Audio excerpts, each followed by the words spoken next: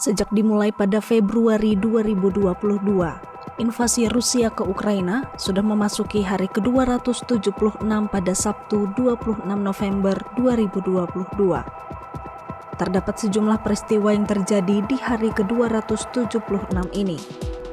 Beberapa di antaranya adalah Presiden Ukraina Volodymyr Zelensky yang bersumpah pada peringatan Holodomor, hingga Jerman berdiskusi dengan sekutu terkait permintaan Polandia pada Jerman. Selain itu, sejumlah pemimpin Eropa juga beramai-ramai datang ke Kiev untuk memperingati Holodomor. Kemudian Kepulauan Faroe disebut telah memperbarui kesepakatan kuota penangkapan ikan dengan Rusia. Kepala Tentara Bayaran Rusia juga menuding keterlibatan negara lain di Ukraina. Berikut rangkuman invasi Rusia ke Ukraina hari ke-276.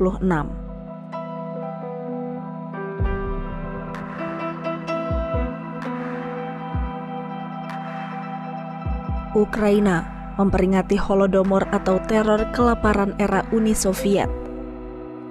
Pada November 1931, Uni Soviet menyita biji-bijian dan ternak dari pertanian Ukraina yang menyebabkan jutaan petani Ukraina mati kelaparan.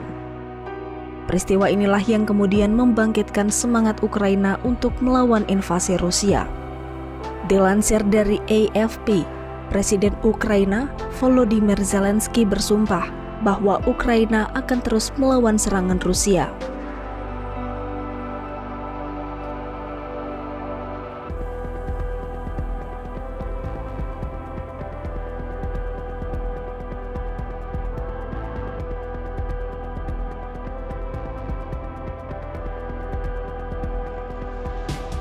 Para pemimpin Eropa mengunjungi Kiev untuk memperingati korban Holodomor pada Sabtu lalu.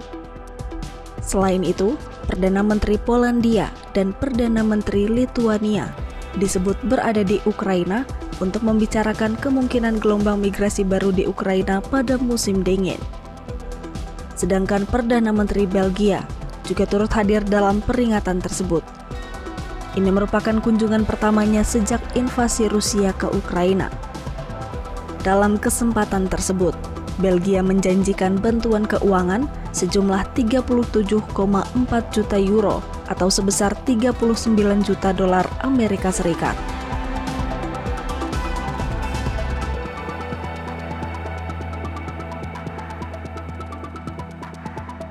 Kepulauan Faroe di Denmark telah memperbarui kesepakatan kuota penangkapan ikan dengan Rusia selama setahun.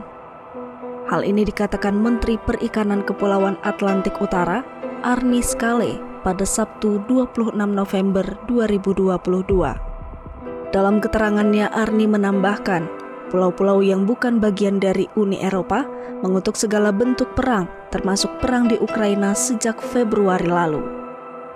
Perjanjian tersebut berlaku sejak 1977 dan diperpanjang setiap tahunnya.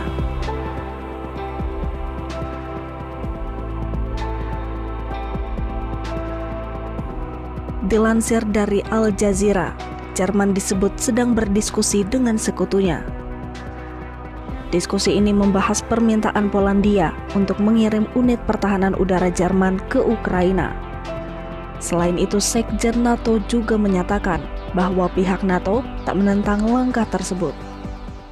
I welcome the German offer to strengthen the air defenses of Poland by offering to deploy Patriot batteries to Poland after the tragic incident in Poland last week where two people lost their lives.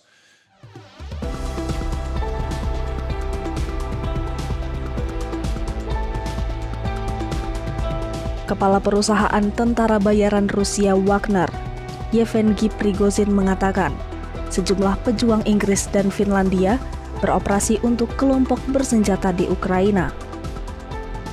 Seorang mantan jenderal marinir Amerika Serikat juga disebut beroperasi untuk kelompok bersenjata tersebut.